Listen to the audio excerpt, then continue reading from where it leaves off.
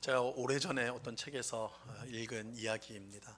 한 부부에게 사랑스러운 아이가 있었는데 그 아이가 큰 병에 걸렸습니다. 이 부부는 하나님을 잘 믿는 아주 경건한 부부였어요. 하나님 앞에 간절히 기도를 했습니다. 오랫동안 기도를 했어요. 아이의 회복을 위해서 기도했습니다. 그런데 그 기도가 끝내 응답되지 않았습니다. 하나님께서 그 아이를 데리고 가셨습니다. 이 부부가 받은 충격은 이루 말할 수가 없었어요. 하나님께서 우리가 이렇게 간절히 기도했는데, 정말 하나님 앞에 모든 것을 걸고 기도를 했는데 하나님 왜 응답해 주지 않을까? 하나님 우리에게 왜 이런 큰 고난을 주시는 것일까? 하나님 앞에 아무리 기도하고 외쳐도 알 수가 없는 거예요. 그래서 그 마음속에 회의와 또한 의심이 일어나기 시작했고 결국은 믿음을 잃어버리게 됐습니다. 더 이상 우리는 하나님 못 믿겠다 해버린 거예요. 그리고 이제 오랜 시간이 흘렀습니다. 오랜 시간이 흘렀어요. 이제 부부가 이제 다 은퇴를 하고 이제 여행을 떠났습니다. 여행을 하기 시작을 했어요. 그런데 이제 어느 시골 지역을 여행을 하고 있었는데 길을 가다가 맞은편에 양떼를 몰고 오는 목자를 봤습니다. 목동 하나가 목자가 양떼를 딱 이끌고 와요. 그런데 그 이 양떼를 이끌고 오는 목자가 개울가를 이제 건너가야 되는 거예요. 아마 이제 그쪽에 목장이 있었던 것 같아요. 그래서 개울가를 건너야 되는데 조그만 개울가예요. 그런데 그 개울가를 건너려면 아주 좁은 나무 판자로 된 다리를 건너야 됩니다. 좁지만 작지만 작은 개울이지만 하여튼 그 나무 판자 다리를 건너야지 갈 수가 있는 거예요. 문제는 양들이 무서워서 아무도 안 가려고 하는 거예요.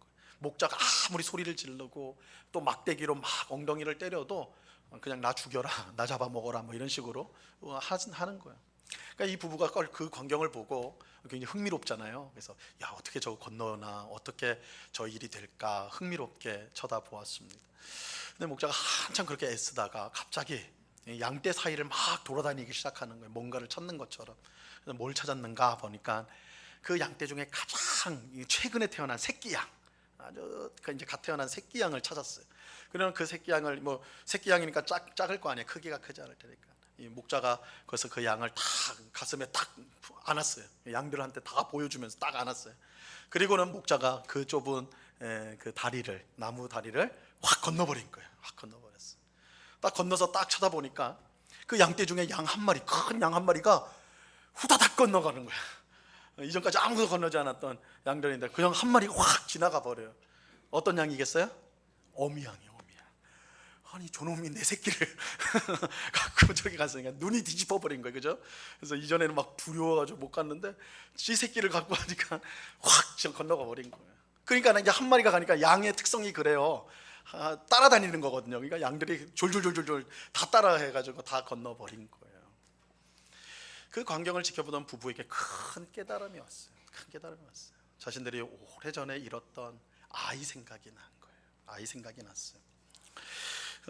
이 목자가 이 새끼 양을 이렇게 품고 가는 것을 보면서 하나님께서 자신의 아이를 데려가신 그 모습이 오버랩이 된 거예요. 그 생각이 탁 든 거예요. 이 양들이 무서워가지고 이 건너가기를 두려워하고 그래서 불순종하고 있을 때 목자가 새끼 양을 데리고 건너감으로써 양들이 다 지나갔던 것처럼 하나님께서 우리 부부가 하나님 앞에 불순종하는, 무서워서 순종하지 못하는 그 모습을 보고 우리 아이를 데리고 먼저 간 것이 아닌가, 이런 생각이 들었던 것이죠. 인생을 살다 보면 도저히 이해할 수 없는 고난이 닥쳐서 우리를 절망에 빠뜨릴 때가 있습니다. 사랑한 사람을 갑자기 잃는다든지 믿었던 사람에게 배신을 당한다든지 아무 예고 없이 회사에서 해고를 당한다든지 의사에게 삶이 얼마 남지 않았으니 정리하시오라는 말을 듣는다든지 성공을 눈앞에 둔 사업이 꼬꾸라질 때, 그죠? 우리는 절망할 수밖에 없죠. 근데 이런 일을 당할 때에 세상 사람들보다 하나님을 믿는 우리 성도들이 느끼는 절망은 보다 크고 또한 참혹합니다. 세상 사람들은 이런 일을 당할 때 그럼 그렇지, 내가 재수가 없는 사람이야, 혹은 내 운명이 이런 걸 어떡하겠어, 그죠? 인생이 다 그런 거지 이렇게 자포자기하면서 그냥 술 한 잔 마시고 그냥 지나칠 수가 있는 것이죠. 세상 사람들 중에 그런 사람들이 있어요. 하지만 하나님을 믿는 성도는 그렇게 할 수가 없어요. 우리는 하나님께서 살아계시고 우리의 모든 인생을 주관하시고 또한 우리를 사랑하신다는 것을 믿습니다. 그렇게 이해할 수 없는 고난이 닥칠 수 있다는 것 자체를 받아들이기가 어려운 거예요. 하나님이 살아계시는데 어떻게 이런 일이 있을 수 있냐? 하나님이 나를 사랑하는데 어떻게 이 일을 방치해두는 거야? 이런 생각이 우리 속에 계속 일어나는 거예요. 왜? 하나님이 왜? 그죠? 이런 생각들이 우리 속에 일어나는 거예요. 근데 이 왜에 대한 대답을 하나님 주시지 않는다고 생각할 때에 우리 마음속에는 의심과 회의가 가득하게 되고 심한 경우에는 하나님으로부터 뒤돌아서게 되는 것이죠. 자, 그렇다면 우리는 도저히 이해할 수 없는 그런 고난 속에서 하나님이 답을 주지 않는다고 생각될 때에 우리는 어떻게 해야 하는 것일까요? 이 세상 사람들처럼 자포자기하며 그냥 될 대로 되라는 식으로 그렇게 살아야 하는 것일까요? 아니면 대답하지 않는 하나님을 원망하며 절망 속에서 그렇게 살아야 하는 것일까요? 오늘 우리가 함께 읽은 본문은 그 질문에 대한 답을 우리에게 주고 있습니다. 오늘 우리가 읽은 본문에서 그 답을 우리가 함께 생각해 보려고 합니다. 자, 오늘 본문 29절 말씀입니다. 우리 말씀 같이 한번 읽어봅니다. 시작. 감추어진 일은 우리의 하나님 여호와께 속하였거니와 나타난 일은 영원히 우리와 우리 자손에게 속하였나니 이는 우리에게 이 율법의 모든 말씀을 행하게 하심이니라. 자, 오늘 본문은 세상에서 발생하는 모든 일을 두 가지로 구분하고 있습니다. 첫째는 감추어진 일입니다. 둘째는 나타난 일입니다. 그런데 이 감추어진 일과 나타난 일을 우리가 이제 좀 더 정확하게 번역을 하면, 이제 히브리어로 되어 있으니까 번역을 해보면 감추어진 일이라고 나온 것은 덮은 일이란 뜻이에요. 덮은 일, 덮었다. 그리고 나타난 일은 덮지 않은 일이라는 거예요. 덮지 않은 일. 자, 여기서 중요한 것은 누가 덮었느냐, 누가 덮지 않았느냐, 누가 그랬느냐, 이게 이제 중요합니다. 여러분, 세상의 모든 일을 누가 덮고 누가 덮지 않았을까요? 누가 덮고 누가 덮지 않았을까요? 온 세상을 창조하시고 다스리시는 하나님이시죠. 하나님이 세상의 모든 일들을 섭리하시는데 어떤 일들은 덮고 어떤 일들은 덮지 않으신 것입니다. 자, 이렇게 보면 세상에서 발생하는 모든 일은 하나님이 덮으신 일과 덮지 않으신 일로 구분할 수가 있습니다. 오늘 본문은 하나님이 덮은 일은 하나님께 속한 것이다 라고 하고, 하나님이 덮지 않은 일은 우리와 우리 자손들에게 속한 일이다 라고 말씀하고 있습니다. 자, 우리는 여기서 왜 우리가 이해할 수 없는 고난이 발생하는지, 우리가 아무리 물어도 답이 없는 그런 일이 일어나는지 그것을 알 수가 있죠. 그것은 하나님께서 덮은 일로서 그 일이 하나님께 속했기 때문입니다. 하나님이 덮은 일이고 하나님께 속한 일이기 때문에 우리가 그것을 이해하지 못하는 것, 어찌 보면 당연하다고 할 수가 있는 것입니다. 물론 이것은 하나님께서 무슨 꿍꿍이가 있어가지고 좀 음흉해가지고 하나님이 일부러 감추었다, 덮었다, 이런 뜻으로 드리는 말씀은 아닙니다. 하나님은 선하시고 악이 전혀 없으시기 때문에 우리에게 숨겨야 될 그런 일을 하시는 분이 아니십니다. 사실 하나님이 덮은 일을 우리가 알지 못하는 것, 그 일을 우리가 알지 못하는 것은 하나님께 원인이 있는 것이 아니라 사실 우리에게 원인이 있습니다. 가령 이제 제가 아내랑 이야기를 하는데, 뭐 낮에는 서로 바쁘니까 이제 진지한 얘기를 하기가 어려워요. 그러면 이제 자기 전에 이제 진지한 얘기를 나눌 때가 있습니다. 간혹 있어요. 뭐 교회 일이든 뭐 성도님들 일이든 뭐 아니면 우리 가정의 일이든 좀 진지한 얘기를 이제 나누어요. 방해받지 않고 할 수가 있으니까. 얘기를 하다 보면 저 옆에서 공부를 하는지 조는지 모르는 제 아이가 이때다 싶어서 와요. 공부는 항상 하기가 싫은 거니까. 그래서 부모가 무슨 저 재밌는 얘기를 하고 있는가, 왜 저렇게 진지하게 얘기를 하고 있는가 해가지고 와가지고 물어봅니다. 무슨 말해? 이렇게 물어봐요. 그럼 대부분의 경우에는 친절하게 잘 설명을 해줘요. 엄마 아빠가 지금 이런 얘기를 하고 있었어요. 대부분 그렇게 해줍니다. 그러나 어떤 경우에는 말해주지 못할 때가 있어요. 그것은 아이를 무시하거나 혹은 너도 한번 답답해서 죽어봐라 막 이런 생각이 들어서 그런 것이 아니라 아이에게 말해줘도 이해할 수 없는 영역의 일이기 때문에, 그리고 조심스러운 부분도 있으니까 아이가 잘못 이해해가지고 또 잘못 생각할 수가 있기 때문에 어떤 부분은 아예 말을 하지 않습니다. 그건 내가 나중에 얘기해줄게 이렇게 이제 얘기가 되는 경우가 있다는 것이죠. 이 마찬가지라는 거예요. 하나님이 덮었다라고 했을 때는 그것은 우리에게 뭔가 감추고 싶어서 그러신 것이 아니라 우리가 알 수 없기 때문에 그런 것입니다. 사람은 하나님이 창조한 세상에서 그 지혜와 지식에 있어서 가장 뛰어난 존재입니다. 하지만 그렇다고 해도 세상을 창조한 하나님의 지혜와 지식과 비교를 하면 아무것도 아니에요. 하나님의 지혜와 지식을 바다라고 한다면 그것을 바다에 비유를 한다면 사람의 지혜와 지식은 그 바다의 물방울 한 방울 정도 될 거예요. 물론 우리는 최첨단 시대에 살고 있죠. 화성에도 우주선을 보내고요.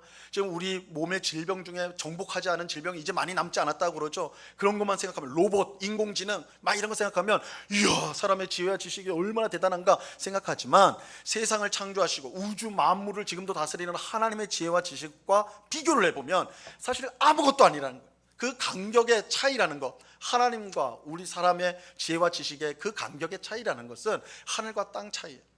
비교될 수가 없는 것입니다. 그렇게 하나님께서 하시는 일을 사람이 모두 이해하는 것은 당연히 불가능한 거예요. 당연히 불가능해요. 자, 이 사실을 가장 잘 보여주는 성경책이 있는데요. 구약 성경의 욥기입니다. 욥기. 여러분 보통 우리가 욥기를요 고난의 책으로 우리가 이해를 합니다. 그죠? 욥기는 욥이 고난을 당하는 이야기니까 그래서 고난 당하는 성도가 있으면 욥기 좀 읽어봐 이렇게 하죠. 근데 사실 그러면 핀트가 안 맞는 거예요. 욥기의 가장 중요한 주제는 고난이 아닙니다. 욥기의 가장 중요한 주제는 우리가 감히 상상할 수 없이 크신 하나님, 이것이 욥기의 가장 중요한 주제입니다. 욥기 33장 12절에 보면요 엘리후가 욥에게 이렇게 말하는 대목이 나옵니다. 같이 한번 읽어봅니다. 시작.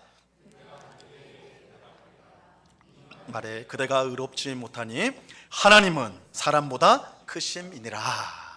하나님은 사람보다 크심이니라. 이것이 사실 욥기를 관통하는 가장 중요한 주제를 잘 드러내고 있는 말씀입니다. 여러분 욥이 왜 고난을 당합니까? 욥이요 하루아침에 모든 것을 잃어버리죠. 욥은 굉장한 부자였어요. 욥은 신앙심이 너무너무 좋은 사람이었어요. 그러니까 부자였죠. 믿음도 좋죠. 자녀도 10명이나 있었어요. 굉장히 순종적인 귀한 자녀들이 10명이나 있었어요. 그러니까 건강도 했고, 그러니까 다 갖추고 있었어요. 뭐 정말 복받은 사람이죠. 다 갖추고 있었던 사람이에요. 그런데 하루아침에 그 많던 재산을 다 잃어버립니다. 파산돼 버렸어요. 하루아침에. 그리고 10명의 자녀가요 하루아침에 다 죽어버렸어요. 그리고 하루아침에 그렇게 건강했던 욥이 건강을 잃습니다. 아이고 참 죽었으면 좋겠다 할 정도로 건강을 잃어요. 이런 고난이 찾아와요. 그러니까 그 굉장히 기가 막힌 상황이죠. 그것을 옆에서 지켜보던 욥의 부인이요 아내가 너무 기가 막히니까 욥에게 뭐라고 하냐면 차라리 하나님을 저주하고 죽어라. 너무 기가 막히니까 너 하나님 그렇게 잘 믿었는데 이게 뭐냐, 너 차라리 하나님 저주하고 죽어버려라. 그러나 욥이 뭐라고 그래요? 주시니도 여호와시요 거두시니도 여호와시니 여호와의 이름이 찬송을 받을지라. 욥의 믿음이 그래요. 욥이 끝까지 그 믿음을 지키죠. 하지만 이처럼 끝까지 하나님을 믿고 의지했던 욥이지만 왜 내가 이런 엄청난 고난을 받아야 하는지 그거 도저히 이해할 수가 없었어요. 그래서 욥은 하나님께 묻습니다. 왜 하나님 내가 이런 고난을 당해야 됩니까?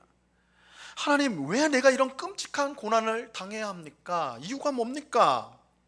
그 이유를 물어요. 이때 욥을 위로하기 위해 온 3명의 친구가 있었죠. 그래서 이 욥기의 대부분의 내용은 욥과 세 친구의 대화예요. 로테이션을 돌면서 서로 막 얘기를 하는데 이 3명의 친구가 욥에게 와서 욥이 듣고 싶은 답, 내가 왜 고난을 당하는가, 거기에 대해서 답을 해줘요. 이 3명이 굉장히 말을 많이 하지만 요약하면 딱 이거예요. 네가 고난을 당하는 이유는 죄를 지었기 때문이다. 너 죄 지어서 그런 거야. 하나님은 죄인을 용서치 않아. 죄인에게 벌을 줘. 그러니까 네가 지금 고난 당하는 거 죄 지었어. 그래. 그럼 어떻게 해야 돼? 회개해야 돼. 그죠? 회개해야 돼. 그러면 하나님이 다시 회복시켜 주실 거야. 이게 친구들의 답이었어요. 친구들의 진단, 왜 고난을 당하는가? 죄를 지었기 때문에. 그래서 하나님 진노하셨다, 벌을 주셨다. 그럼 어떻게 되는가? 해결 방안, 회개해라. 그럼 하나님이 회복시켜 주시고 다시 복을 주실 것이다. 그렇게 말을 했습니다. 하지만 친구들의 대답은 욥에게 정답이 아니었어요. 사실 우리가 성경 전체를 보면 이게 어느 정도의 답은 맞아요. 우리가 고난을 당하는 이유 중에 큰 이유 중에 하나는 죄 때문이 맞습니다. 그러나 욥의 경우는, 적어도 욥의 경우는 전혀 맞는 답이 아니었어요. 완전히 오답이었어요. 왜냐하면 욥은 그런 고난을 받을 만한 죄를 지은 적이 없기 때문입니다. 욥기 1장과 2장을 보면 딱 그 내용이에요. 욥은 죄를 짓지 않았다. 이게 욥기 1, 2장의 내용이에요. 그러니까 그것을 알고 있는 욥이 너무너무 고통스러운 거예요. 그죠? 내가 왜 고난을 당하나? 내가 죄 때문에, 친구들의 말처럼 죄 때문에 고난받는 게 아니에요. 차라리 내가 죄를 지어서 고난받는다면 회개할 텐데 그게 아닌 거예요. 그러니까 너무너무 괴로운 것이죠. 그래서 욥이 뭐라고 합니까? 하나님 한 번만 만나달라고 그래요. 나 죽기 전에 한 번만 만나달라고 그래요. 내가 이제 곧 죽을 것 같으니까, 너무 고난이 크니까, 내가 곧 죽을 것 같으니까 죽기 전에 한 번만 만나 주십시오. 만나서 뭐 하려고? 왜? 그 이유를 알고 싶은 거예요. 내가 왜 이런 고난을 당해야 되는지 그 이유를 알려달라고. 그런데요, 욥기를 읽은 우리들은, 성경을 읽은, 욥기를 읽은 우리들은 그 이유를 알고 있어요. 욥이 왜 고난을 당했는지 알고 있습니다. 욥이 고난받는 이유는요, 누구 때문이에요? 사탄 때문이에요. 사탄이에요. 그죠? 하나님이 사탄에게 욥을 자랑하시죠. 욥을 자랑해서 뭐라고 자랑해요?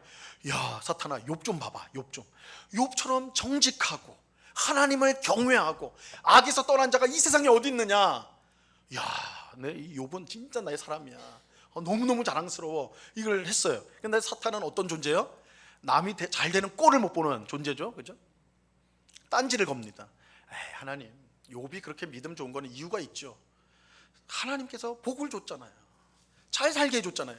10명의 자녀를 줬잖아요. 건강 주셨잖아요. 아니, 그렇게 하나님 복을 많이 주시면 누가 하나님 잘 안 믿겠냐고. 욥에게 고난을 주면, 욥에 있는 것을 다 빼앗으면 분명히 하나님 배반할 겁니다. 하나님 안 믿을 겁니다. 이렇게 된 거예요. 그러니까 하나님께서 사탄에게 그러면 욥의 소유를 너가 마음대로 해봐라. 욥에게, 사탄이 욥을 시험할 수 있도록 하나님이 허락을 하신 것이죠. 물론 하나님은 욥의 생명은 건드리지 못하도록 하셨습니다. 자, 이것이 욥이 고난받은 직접적인 이유예요. 직접적인 이유. 욥이 받은 고난의 원인은 욥에게 있었던 것이 아니라 하나님의 허락 아래에서 사탄에게 그 이유가 있는 거예요. 사탄에게. 여러분, 이 일은 땅에서 일어나지 않고 하늘에서 일어난 일이죠. 천상에서 하나님의 보호자 앞에서 발생한 일입니다. 그렇기 때문에 이 땅에 살아가는 욥은 이 일을 알 리가 없는 것이죠. 알 리가 없는 거예요. 그러니까 욥의 고난은 하나님께서 덮은 일이고 하나님께 철저히 속한 일이었던 것입니다. 욥의 고난은 하나님이 하시는 일을 사람이 알 수 없다라는 것을 분명히 보여주는 하나의 예입니다. 우리가 눈으로 보는 세상이 전부가 아니에요. 눈으로 볼 수 없는, 보이지 않는 세상이 있습니다. 이 보이지 않는 세상에서 하시는 하나님의 일, 하나님이 행하신 일들은요, 이 땅에 속한 우리들에게는 다 덮여 있는 일이에요.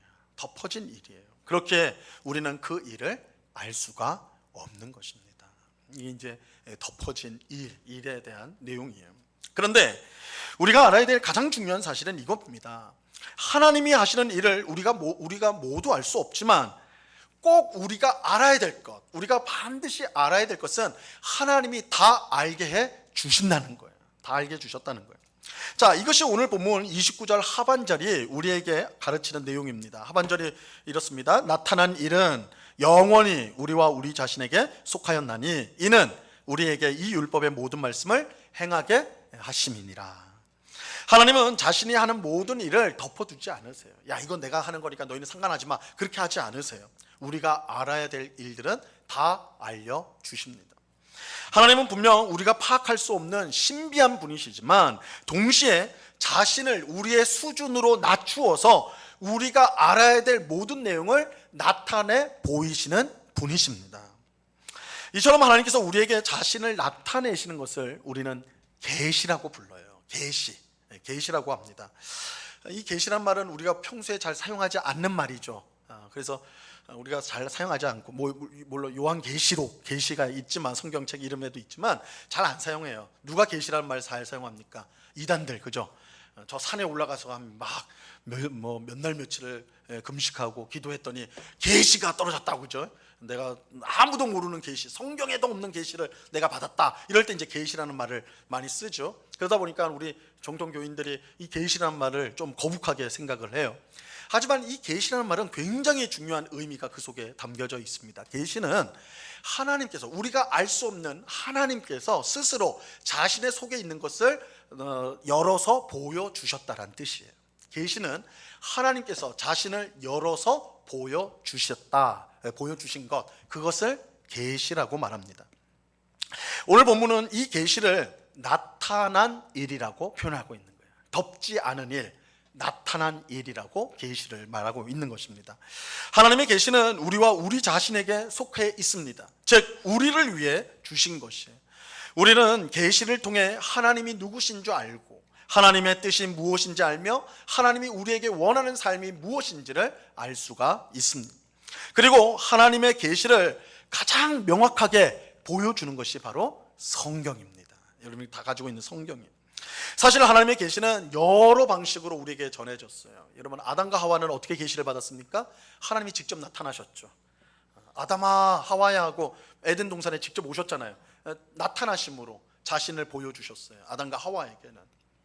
야곱에게는요, 야곱은 베델에서 그 형 에서가 자기 죽이려고 하니까 도망치거든요. 피난하는데 베델이라는 곳에 와서 잠을 잤어요. 잠을 자는데 꿈에서 하나님이 나타나시죠. 사닥다리 제일 위에서 하나님이 말씀하시잖아요, 그죠? 꿈을 통해서 계시가 나타나는 거예요.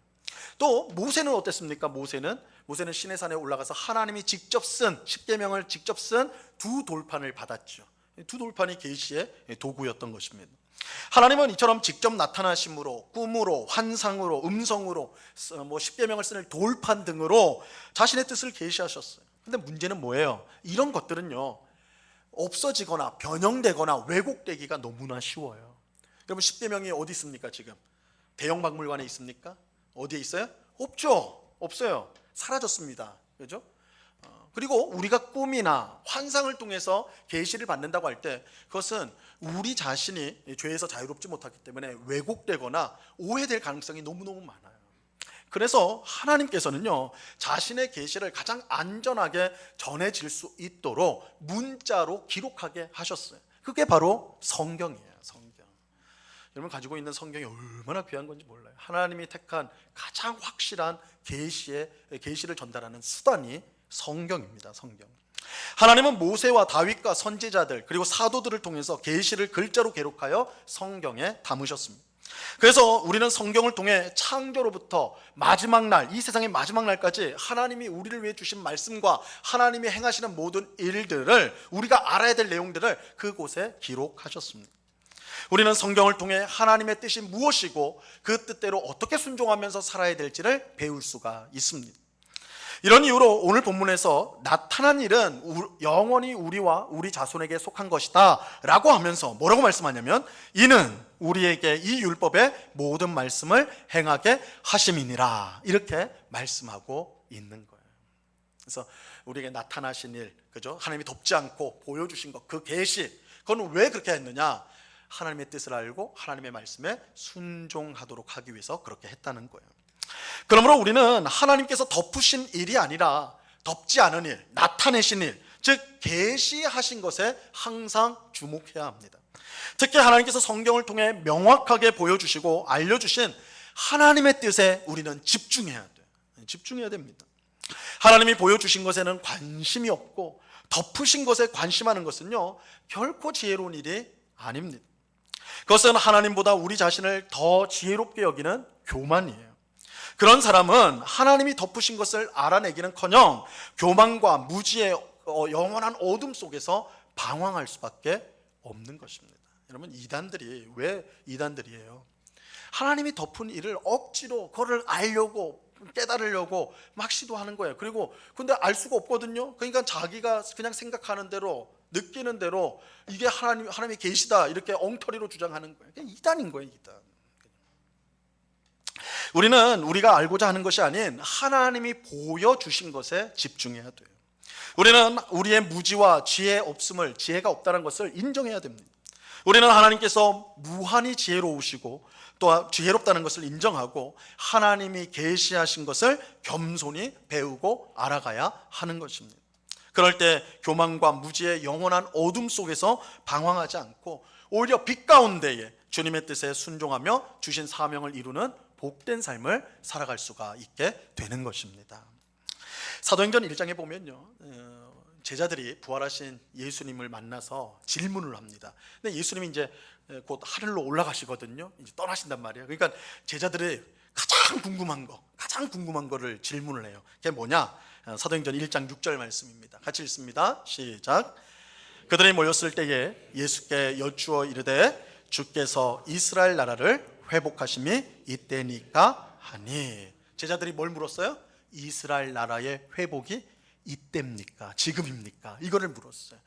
여러분, 예수님 당시의 사람들의 마음속에는 한 간절한 소망이 있었는데 메시아가 나타나서 이스라엘 나라를 회복하리라는 그 소망이 있었어요. 메시아가 나타나면 이스라엘 나라를 회복한다. 다윗의 후손으로 오는 메시아가 올 텐데 그 후손은 무너진 다윗의 장막을 다시 일으켜서 온 세상 가운데 가장 위대한 나라, 다윗의 나라를 세우게 될 것이다. 메시아가 오면. 그 소망이 있었어요. 예수님의 제자들은 예수님이 메시아라고 믿었죠. 그러니까 예수님이 메시아니까 그들의 생각에는 뭐예요? 이제 다윗의 왕조를 세울 거야. 다윗의 나라를 세운단 말이에요. 제자들이 여기에 관심을 갖고 있는 이유는 뭐겠어요? 메시아를 따라다녔으니까 자기들한테 뭐가 주어져요? 장관 하나라도 떨어지겠지, 그죠? 예수님을 쫓아온 사람들이니까, 목숨을 걸고 쫓아온 사람들 아닙니까? 그러니까 높은 자리에 있을 거라는 기대가 있었던 거예요. 그래서 마지막으로 예수님에게 질문한 게 이거예요. 예수님, 지금 이제 메시아 나라가 완성됩니까? 예수님 드디어 왕이 되십니까? 그럼 우리는 장차관이 되는 겁니까? 이렇게 되는 거예요. 그죠? 그 생각이 있는 거예요. 하지만 예수님의 대답은 그들의 기대와는 전혀 뜻밖의 대답이죠. 1장 7절, 사도행전 1장 7절입니다. 같이 읽습니다. 시작. 이르시되 때와 시기는 아버지께서 자기의 권한에 두셨으니 너희가 알 바 아니요. 때와 시기는 아버지께서 자기 권한에 두셨다. 무슨 말이에요? 하나님이 덮으신 일이라는 거예요. 너희가 알고자 하는 것은 하나님이 덮으신 일이다. 하나님께 속한 일이다. 너희가 알 수 있는 게 아니다. 그래서 예수님 뭐라고 그래요? 너희가 알 바 아니요. 좀 단호하죠, 그죠? 너희가 알 바 아니야, 그죠? 너희가 알 바 아니야. 더 중요한 거는 너희가 알아야 되는 게 있어. 그거는 이스라엘 나라의 회복은 하나님이 덮으신 일이고, 그러니까 너희가 알 수 있는 일이 아니야. 너희가 알 수 있는 일 아니야. 그런데 너희가 알아야 될 일이 있어. 1장 8절 말씀입니다. 1장 8절 같이 읽습니다. 시작. 오직 성령이 너희에게 임하시면 너희가 권능을 받고 예루살렘과 온 유대와 사마리아와 땅끝까지 이르러 내 증인이 되리라 하시니라. 예수님께서는 이제 곧 성령님이 너희에게 임하실 텐데 그 성령님으로 인해 너희가 권능을 받고 온 세상으로 흩어져서 내 증인이 될 것이다. 이게 너희에게 나타난 일, 하나님께서 덮지 않은 일, 계시, 이 내용이다. 너희가 이것을 알고 이것을 힘써야 된다라고 말씀하는 거예요. 예수님은 하나님께서 덮은 일에 대해서는 너희가 알 바가 아니다라고 말씀하세요. 그러면서 너희가 알아야 될 것이 있다. 그것을 너희가 바르게 알고 순종해야 된다. 이렇게 말씀하는 것입니다. 우리는 혹 너희가 알 바 아니다라는 주님의 말씀을 무시하고 하나님께서 덮으신 일에 너무 관심을 가지니라 정작 우리가 집중해야 될 나타내신 일, 덮지 않은 일에 무관심하고 있지는 않습니까? 성경에 명백히 기록된 하나님의 뜻과 말씀은 다 무시하고 꿈이나 환상을 쫓아다니고 있지 않습니까? 이유를 알 수 없는 고난을 받을 때 내가 이해할 수 없다는 이유로 계속해서 하나님을 원망하고만 있지 않습니까? 우리는 하나님 앞에서 언제나 겸손해야 됩니다. 우리는 하나님이 하시는 일을 모두 이해할 수가 없습니다. 하나님이 하시는 일을 모두 이해할 수 있다라고 생각하는 것은 교만입니다. 하나님은 교만한 자를 물리치시고 겸손한 자에게 은혜를 베풀어 주십니다. 우리는 이해할 수 없는 일을 겪을 때 하나님을 원망할 것이 아니라 겸손히 엎드려야 합니다. 우리가 도무지 이해할 수 없는 일이 발생했을 때 우리 성도가 해야 될 일은 하나님 앞에 엎드리는 것입니다. 비록 우리가 이해할 수 없는 일이라도 하나님께서 선하게 그 일을 인도하시고 결국은 우리에게 선을 이루실 것이라는 것을 믿음으로 고백해야 하는 것입니다.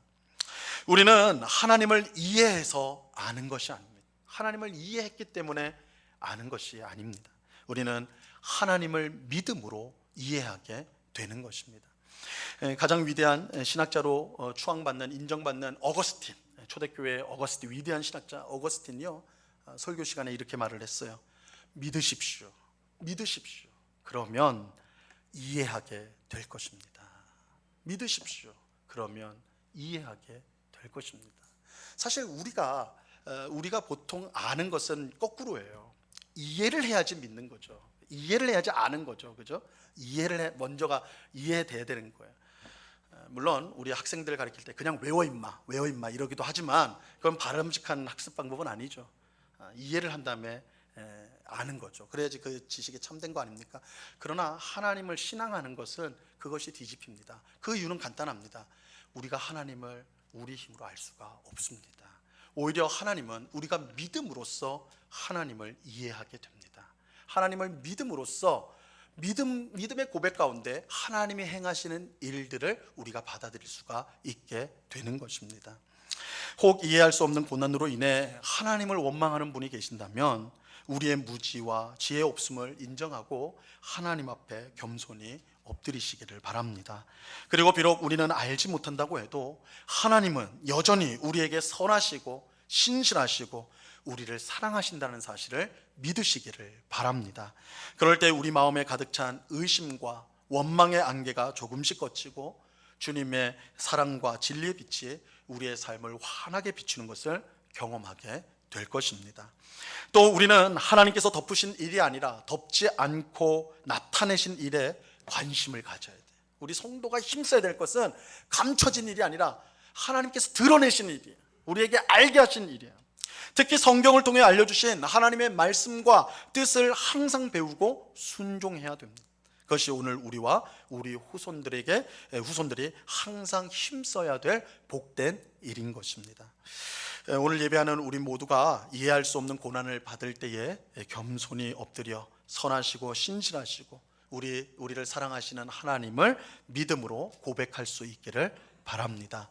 사실 쉽지 않습니다. 이해할 수 없는 일, 왜 하나님께서 이런 일, 왜 나를 하나님 그냥 이렇게 엉망진창인 채로 내버려 두실까? 하나님 왜 내가 가야 될 길을 막으실까? 그죠?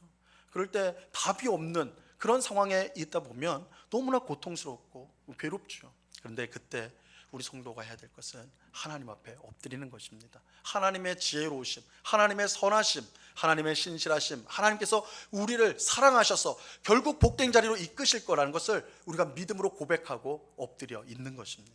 하나님 그럴 때 우리를 복된 자리로, 결국은 승리의 자리로 이끌어 주실 것입니다. 또 우리는 드러난 뜻에, 하나님께서 알려주신 것에 집중해야 돼. 엉뚱한 것에 마음을 팔면 안 돼. 어디에 기도원에 갔더니 막 꿈이 보이고 환상이 보고 음성이 들린다고 그런 데 가시면 안 돼.